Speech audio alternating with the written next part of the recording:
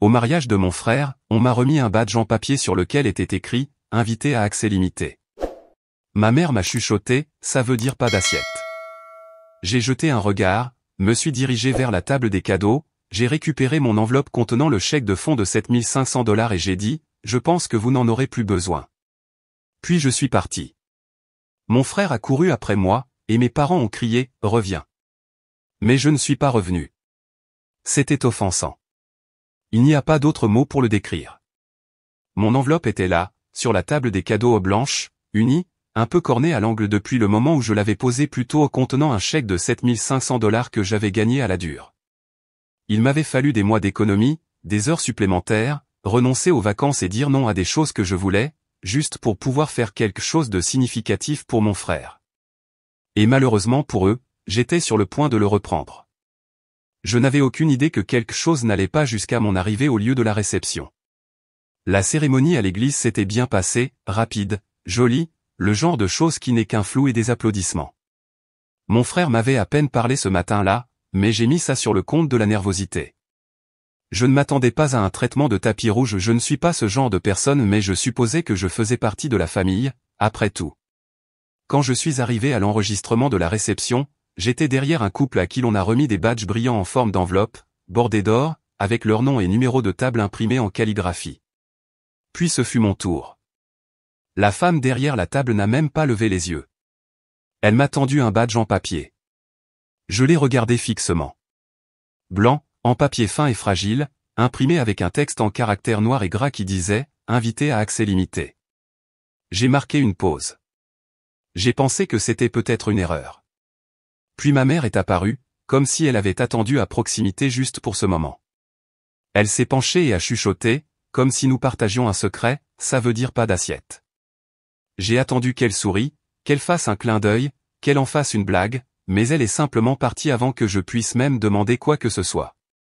Je suis resté là, tenant le badge, soudain conscient du silence qui s'était installé dans ma tête, comme si j'étais sous l'eau. Je suis quand même entré dans la salle, en me disant qu'il y avait peut-être eu un malentendu. Mais dès que j'ai vu les tables, le plan de table et les serveurs qui plaçaient les plats, j'ai compris. Mon nom ne figurait nulle part. J'ai vérifié les tables de la famille. Rien. Pas même au fond. Pas de chaise, pas d'assiette, pas même un carton nominatif. Je n'étais pas un invité. J'étais un bouche-trou, un détail qu'il n'avait pas pris la peine de régler. Je me suis tenu près du mur, regardant tout le monde s'installer. Mon frère a porté un toast. Mes parents ont applaudi. Sa fiancée s'est penchée et a embrassé sa joue pendant que les gens prenaient des photos. J'ai attendu que quelqu'un me remarque, que quelqu'un vienne me dire que c'était un malentendu. Personne ne l'a fait. Ils m'ont vu. Ils s'en fichaient, tout simplement. Alors, je suis sorti de la salle principale pour retourner à l'entrée où se trouvait la table des cadeaux. Elle était bondée plus tôt, mais maintenant elle était silencieuse, avec juste quelques enveloppes et sacs cadeaux éparpillés. J'ai repéré le mien immédiatement. C'était le seul qui n'était pas scellé avec un autocollant ou un ruban, juste plié et fermé. Je l'ai ramassé, je l'ai ouvert, j'ai sorti le chèque et je l'ai tenu un instant. Puis j'ai dit, pas fort, mais assez clairement, je pense que vous n'en aurez plus besoin. Je me suis retourné et j'ai marché vers la sortie. Je n'avais pas fait 10 pas que j'ai entendu des bruits de chaises qui raclent le sol, quelqu'un qui criait mon nom. Puis la voix de mon frère, plus forte, plus en colère. Et puis mes parents. Ils criaient tous maintenant. Reviens. Reviens. Je ne suis pas revenu. J'ai marché calmement jusqu'à ma voiture, j'ai démarré le moteur et je suis parti sans un second regard. Ils pouvaient porter des toasts et danser autant qu'ils le voulaient, mais maintenant la lune de miel qu'ils avaient si désespérément cherché à s'offrir venait de perdre un peu de son éclat. Ils ne voulaient pas de moi? Très bien. Mais ils n'allaient pas se servir de moi non plus. Je n'ai pas dormi cette nuit-là. Non pas parce que j'étais en colère bien que je le fusse mais parce que tout ce qui s'était passé tournait en boucle dans ma tête avec une précision parfaite, encore et encore, comme si c'était gravé à l'intérieur de mes paupières. Je ne pouvais pas m'empêcher de penser à cette enveloppe posée sur la table des cadeaux, à la fierté que j'avais ressentie en la déposant. Je pensais que je faisais quelque chose de bien, de significatif. Je pensais que je faisais partie de quelque chose. Au lieu de cela, j'étais le type avec le badge en papier. Le type qui n'a pas eu de place. Le type dont sa propre famille a décidé qu'il n'avait pas tout à fait sa place.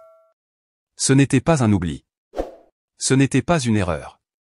C'était délibéré. Au matin, les textos ont commencé. D'abord ma mère, puis mon père, puis mon frère. On peut parler? S'il te plaît, n'en fais pas toute une histoire. Ne gâchons pas le week-end. Personne n'a dit qu'il était désolé. Personne n'a rien admis. Ce n'était que des faux fuyants et des paroles mielleuses, comme si ma réaction était le problème, pas leur traitement. Ma mère a même écrit, on a supposé que ça ne te dérangerait pas de rester debout puisque tu dis toujours que tu te fiches des choses chics. Comme si j'étais censé être reconnaissant pour le privilège d'être exclu avec le sourire. Vers midi, mon père a appelé. J'ai ignoré. Il a rappelé, puis a envoyé un texto. Viens à la maison. On veut parler. Ton frère est là aussi. Je n'ai pas répondu tout de suite. J'ai pris une douche, préparé le petit déjeuner et nettoyé la cuisine. Je ne leur devais aucune urgence, et je ne leur devais pas non plus le bénéfice du doute. Mais malgré tout, une partie de moi voulait y aller, non pas pour arranger les choses, mais pour les voir se tortiller un peu. Ils avaient besoin de ce chèque. Je le savais. Je savais à quel point ils étaient proches du gouffre financièrement. J'avais entendu mon frère se plaindre du coût du lieu de réception et à quel point ils étaient serrés pour essayer de réserver une lune de miel le même mois. Alors, j'y suis allé non par pardon, mais par curiosité. Quand je suis arrivé dans l'allée, la voiture de mon frère était déjà là. Celle de mon père aussi. Je suis entré sans frapper, et ils étaient tous les trois dans le salon. Ma mère a essayé d'avoir l'air décontracté, souriant comme si je revenais de longues vacances. Mon père a hoché la tête comme si cela allait être une conversation raisonnable. Mon frère s'est levé et a à moitié levé une main, comme s'il ne savait pas s'il devait me prendre dans ses bras ou me serrer la main. Je me suis assis et je n'ai rien dit. J'ai attendu. Mon père a parlé le premier.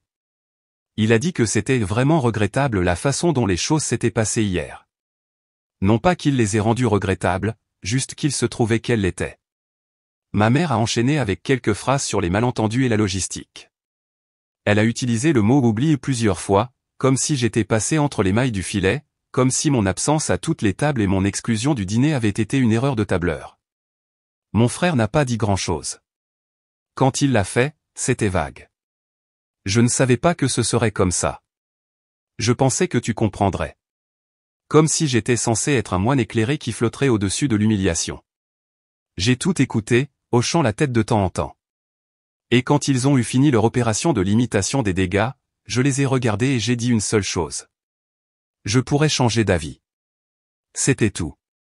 Pas de promesse, juste ce mot. Pourrait. Le changement d'atmosphère dans la pièce fut instantané. Ma mère s'est redressée, les yeux écarquillés comme si je venais de lui lancer une bouée de sauvetage. Mon père a poussé une petite expiration brusque, comme si le soulagement l'envahissait déjà. Même mon frère a levé les yeux pour la première fois et m'a regardé directement. Je pouvais sentir leur espoir, épais dans l'air, comme s'ils pensaient m'avoir reconquis. Ma mère s'est mise à parler vite de la générosité que cela représenterait, de comment cet argent irait directement à la lune de miel, de comment elle ne voulait pas que cette petite chose pèse sur nous pour toujours. Mon père est intervenu en disant que les familles ont des moments difficiles, mais qu'elles les surmontent. Mon frère n'a pas dit merci. Même pas à ce moment-là. J'ai juste souri un peu, je me suis levé et j'ai dit que j'avais besoin de temps pour réfléchir. Je suis sorti, les laissant avec ce mot, pourrait, bourdonnant à leurs oreilles comme une promesse secrète. Et je le pensais exactement comme il sonnait, pas un non, pas un oui, juste une longue pause. Laissez-les mariner là-dedans. Laissez-les mijoter. Parce que pour la première fois depuis longtemps, ils voulaient quelque chose de moi, et j'allais leur laisser sentir ce que c'est que d'espérer que quelqu'un d'autre vous donne ce dont vous avez désespérément besoin et ne le fait pas. Le lendemain matin, je me suis réveillé avec un message vocal de ma mère. Sa voix était douce, prudente, comme si elle parlait à quelqu'un en pleine dépression.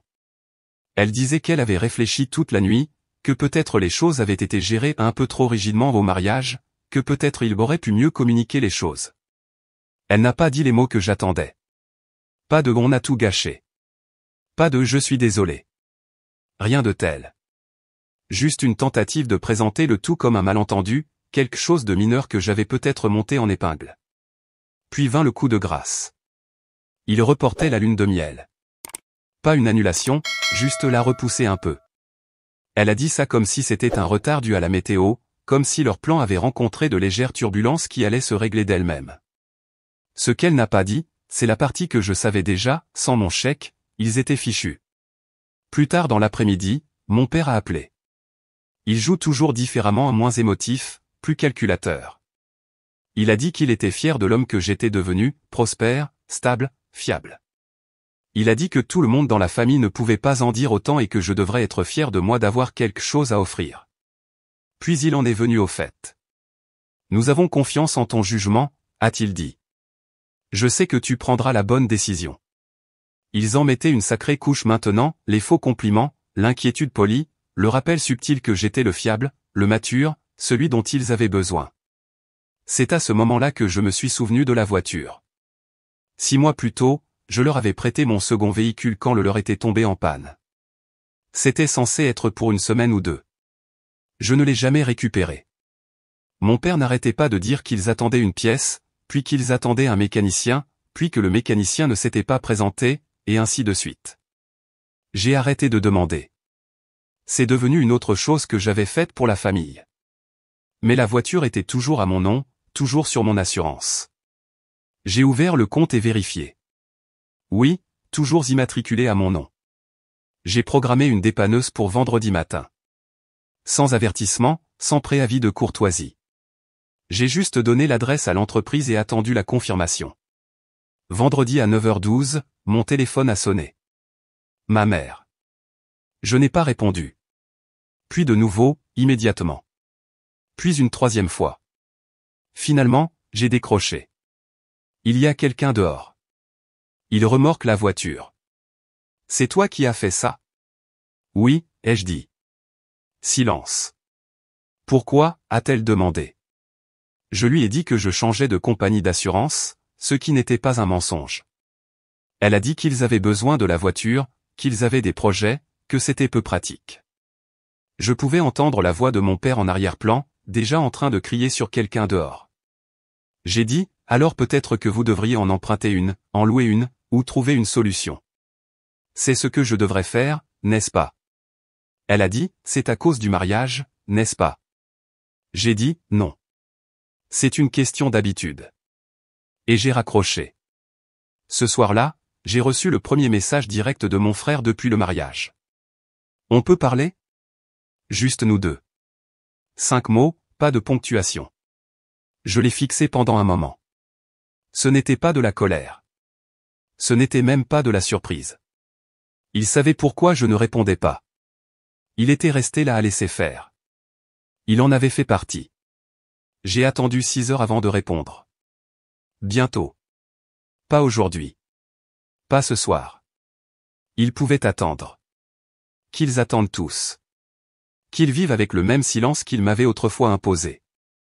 Qu'ils restent éveillés à se demander ce que je déciderai et quand je le déciderai. Pour une fois, c'était moi qui tirais les ficelles. Je n'ai pas répondu à mon frère de nouveau cette semaine-là. Je voulais voir combien de temps il mettrait avant de craquer. Il n'a pas appelé. Il a juste envoyé un autre message le lendemain. S'il te plaît, parle-moi. Je ne voulais pas que ça se passe comme ça. J'ai laissé le message en lu. Pendant ce temps, le silence de mes parents était presque plus assourdissant. Pas de relance, pas d'excuses, pas d'explications, ce qui m'a appris 2 choses. Premièrement, ils paniquaient. Et deuxièmement, ils essayaient de trouver un moyen de sauver la face si je décidais de couper complètement les ponts. J'ai commencé à penser que peut-être ils ne croyaient pas que j'irais jusqu'au bout, que peut-être ils me voyaient toujours comme le même type qui se présentait à chaque réunion de famille, payait le dîner plus souvent qu'à son tour, et se taisait quand ils abusaient de lui parce que c'est comme ça dans les familles. Mais j'en avais fini d'être prévisible. 3 jours après que la voiture a été remorquée, je suis passé à l'improviste. Je me suis garé de l'autre côté de la rue et je suis entré par la porte d'entrée. Mon père était dans le salon en train de regarder les informations. Il a sursauté en me voyant. Ma mère est sortie de la cuisine comme si elle avait répété quelque chose. Je ne savais pas que tu venais, a-t-elle dit. Je sais. Je me suis assis à la table. Ils ne m'ont pas offert de café, ce qui était une première. Mon père a coupé le son de la télé et s'est penché en avant comme s'il se préparait pour un argumentaire. Il a dit qu'ils avaient parlé à Ryan, mon frère, et qu'il était vraiment bouleversé par tout ça, qu'il n'avait jamais eu l'intention que je me sente exclu, que le mariage était stressant et chaotique et plein de décisions qui devaient être prises rapidement. Puis ma mère a ajouté qu'ils avaient examiné des options alternatives pour la lune de miel. Quelque chose de plus petit, a-t-elle dit. De plus local. J'ai demandé s'ils avaient déjà réservé quelque chose. Ils ont dit non, qu'ils étaient encore en train de voir. J'ai hoché la tête. Puis j'ai dit ceci, je pourrais peut-être aider, mais je pensais plutôt le faire sous la forme d'un prêt. Rien de trop formel, juste quelque chose avec des conditions. La pièce se figea. Quel genre de conditions, a demandé mon père. Des remboursements mensuels avec intérêt, ai-je dit. Rien d'exagéré, mais c'est beaucoup d'argent. Je pense que c'est juste. Ils avaient tous les deux l'air comme si je venais de parler dans une autre langue. Ma mère a dit, mais c'était un cadeau, n'est-ce pas? Ça allait l'être, ai-je dit. Puis vous m'avez rétrogradé au statut des invités à accès limité et m'avez exclu de votre mariage comme si j'étais un cousin éloigné que vous connaissiez à peine. Mon père est devenu silencieux. Ma mère avait l'air sur le point de pleurer. Et j'ai ajouté, j'aimerais aussi que le groupe de discussion familiale soit fermé. Je ne lirai plus un autre message de tante Anne sur les plans de fête à la piscine à moins d'être réellement traité comme un membre de cette famille. Elle a commencé à dire quelque chose, mais je me suis levé. Ou alors, ai-je dit, vous pouvez emprunter l'argent ailleurs. Débrouillez-vous. Si Ryan en a vraiment besoin, peut-être qu'il peut prendre un deuxième emploi. Ou vous deux pouvez vendre quelque chose. Je suis sorti avant qu'il ne puisse dire quoi que ce soit d'autre. Je n'étais pas à mi-chemin de l'allée que Ryan est arrivé en voiture. Il a sauté de la voiture comme s'il s'était dépêché de rentrer à la maison. Attends, Tom. Attends. Je me suis arrêté. Il avait l'air fatigué. Pas une fatigue de façade, il était vraiment épuisé. Et d'une manière étrange, ça m'a déstabilisé. Je ne l'avais jamais vu comme ça avant. Je sais qu'ils ont tout gâché, a-t-il dit. Je sais que je l'ai fait aussi. Mais tu as fait passer ton message. D'accord? Arrête juste de faire ça. Je n'ai rien dit. J'ai demandé de l'aide à papa. Je ne savais pas qu'ils allaient te traiter comme ça. Je te jure, je l'ai découvert après. Je lui ai demandé s'il avait eu quelque chose à dire à la réception, quand il m'a vu debout sur le côté, quand je suis sorti avec l'enveloppe. Il n'a pas répondu. J'ai gagné ce cadeau, ai-je dit. Chaque dollar. Il a hoché la tête. Puis je suis monté dans ma voiture et je suis parti. Cette nuit-là, j'ai vu quelque chose auquel je ne m'attendais pas, un message de la fiancée de Ryan. Salut, je ne sais pas tout ce qui s'est passé, mais je veux juste que tu saches que je suis vraiment désolé. J'ai vu ce qu'ils ont fait, et tu ne méritais pas ça. Ça m'a arrêté une minute. Je l'ai lu 2 fois. Puis j'ai souri. Au moins une personne dans cette maison avait une boussole morale qui fonctionnait. Après ce message de la fiancée de Ryan, j'ai fait quelque chose que je n'avais pas fait de toute la semaine, j'ai répondu. Merci d'avoir dit ça. J'apprécie, vraiment. Elle a répondu presque instantanément. J'aurais juste aimé que tu restes. Je pense que tout se serait passé différemment si tu avais été là plus longtemps. Je n'étais pas d'accord, mais je n'ai pas argumenté. Je n'allais pas déverser mon amertume sur la seule personne dans tout ce gâchis qui semblait avoir une conscience. Ryan ne m'a pas renvoyé de message après que je sois parti de la maison. Mes parents non plus. Ils attendaient, espéraient. Je pouvais le sentir. Ils pensaient que j'étais encore en train d'y réfléchir, peut-être de m'adoucir, peut-être de devenir nostalgique de la famille. Au lieu de cela, j'étais en train d'affûter le couteau. Ce week-end-là, j'ai envoyé un texto à ma mère, sorti de nulle part. Est-ce que vous reportez toujours la lune de miel? Elle a répondu en moins de 2 minutes. Oui, nous n'avons rien réservé. On voit juste comment les choses évoluent. J'ai enchaîné. Donc vous attendez toujours de voir si je vais aider. Une autre pause cette fois. Puis, nous l'espérons, oui. Mais c'est ta décision. Nous ne te mettons pas la pression. Bien sûr. Juste l'optimisme habituel teinté de culpabilité. Le genre qui dit, tu fais du mal à la famille, mais nous ne le dirons pas à voix haute parce que nous voulons toujours l'argent. J'ai laissé passer une journée entière. Puis, j'ai envoyé un autre message. J'ai parlé à un conseiller financier. Si je fais quoi que ce soit, ce devra être un contrat formel avec des signatures, des intérêts, et une clause stipulant que vous ne pouvez plus me parler de l'argent, sauf par écrit. Pas de réponse pendant des heures. Puis mon père m'a envoyé un texto directement. Tu es sérieux en ce moment? Je n'ai pas répondu. Plus tard dans la nuit, ma mère a de nouveau envoyé un texto. Peut-être qu'on devrait tous se réunir et en discuter calmement.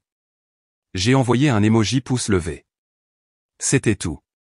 Quand nous nous sommes rencontrés le lendemain, ils ont essayé de maintenir une ambiance amicale. Ma mère a fait du café. Mon père avait une liste imprimée d'idées alternatives, y compris une où je donnerais une partie de l'argent maintenant et le reste après qu'ils aient réparé la confiance. Ryan n'était pas là. J'ai demandé pourquoi. Ma mère a dit, il ne veut plus faire partie de ça. Il est assez stressé comme ça.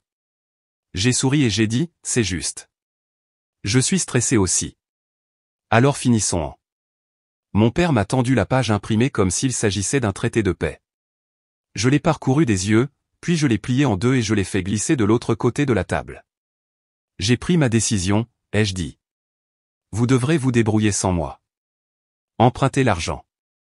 Gagnez-le. Faites ce que vous avez à faire. Mais ne me le demandez plus. La bouche de ma mère s'est ouverte, mais rien n'en est sorti. Mon père s'est juste affalé comme s'il avait reçu un coup de poing. Ce moment, quand l'espoir a complètement disparu de leur visage, je ne l'oublierai jamais. Le lendemain matin, je me suis réveillé avec 0 message. Pas un seul appel. Ils sont devenus silencieux. Je n'étais pas surpris. Plus tard dans la semaine, la fiancée de Ryan m'a de nouveau envoyé un texto. Ils m'ont dit que tu avais tout arrêté. Je veux juste que tu saches que je pense toujours que tu avais raison. J'ai fixé ce message pendant un moment, puis j'ai répondu, tu es la seule à comprendre.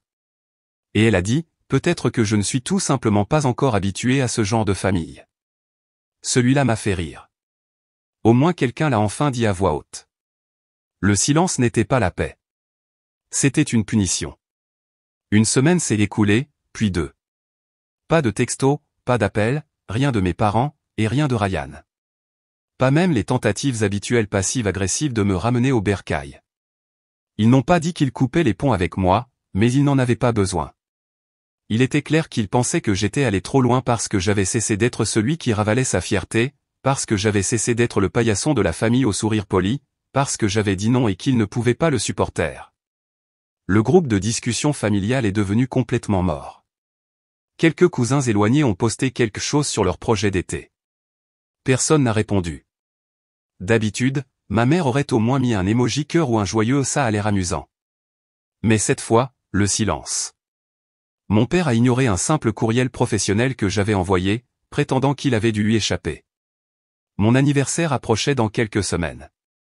Je savais déjà ce qui se passerait, rien. Ils n'étaient pas en colère que je sois parti. Ils étaient en colère que je l'ai fait avec dignité.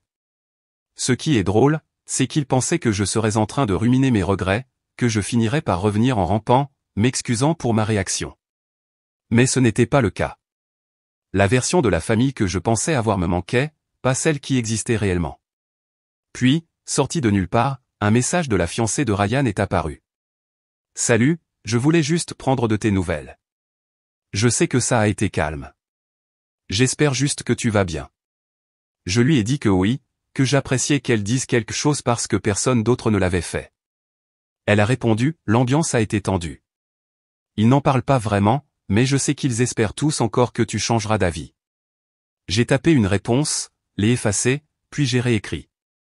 Il va falloir qu'ils s'habituent à l'idée que je ne le ferai pas. Elle n'a pas essayé de me faire changer d'avis. Elle ne m'a pas dit de leur pardonner ou de passer à autre chose. Elle a juste dit, j'espère vraiment que tu seras encore là pour le prochain chapitre parce que tu comptes, même s'ils n'agissent pas comme si c'était le cas. Je suis resté assis un moment, mon téléphone à la main, sans savoir comment répondre à cela.